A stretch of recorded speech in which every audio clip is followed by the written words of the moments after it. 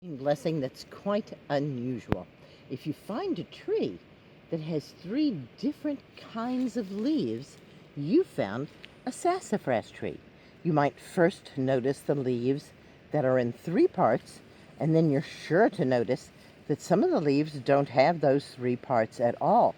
But if you keep looking, you will find the third kind of leaf, which is a leaf that is a mitten shape. There's not as many of those as there are the threes and the ones. Let's see. Here's one. Oh, here we go. We found a mitten shape. There it is. Sassafras. You probably heard of sassafras root, and it makes a good tea, but you don't have to just use the roots. Sassafras leaf tea is one of my favorites.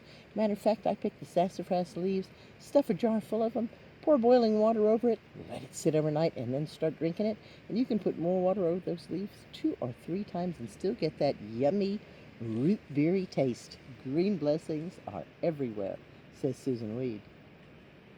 So do some people say that you have to be careful about taking sassafras? The root. The root, so... There's some people are worried about the sassafras root because there's a compound in the sassafras root called sassafras. And actually it's not even the root, it's the root bark.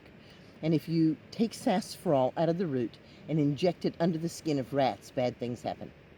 But I think the take-home story there is don't extract sassafras and don't inject it under your skin. And there's very little sassafras in the leaves.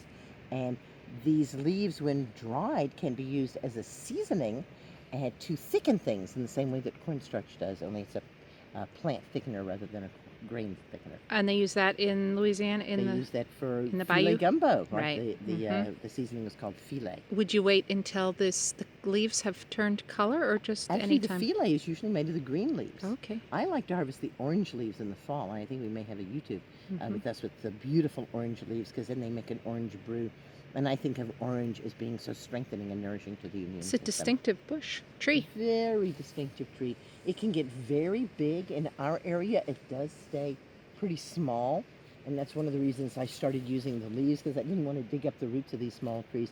But as you go further south, the sassafras trees can really get big. And they grow a lot like redwoods, right around in a circle around the grandmother tree. Will grow daughter trees, and then those become the mothers, and then there's yet a third circle of daughter trees. So you've got the grandmother and the mothers and the daughters, and it's usually the little ones that are just pulled up entire and the root bark scraped off of those. And that's a classic southern blood cleansing tea, spring tonic tea. Makes you strong, gives you what for. You know, sometimes I'm a little bit softer than that, and so that's why I like the leaf tea, because it also is a wonderful tonic, and it tastes so good. If you like the taste of root beer, you'll love the taste of sassafras. Wow, thank you.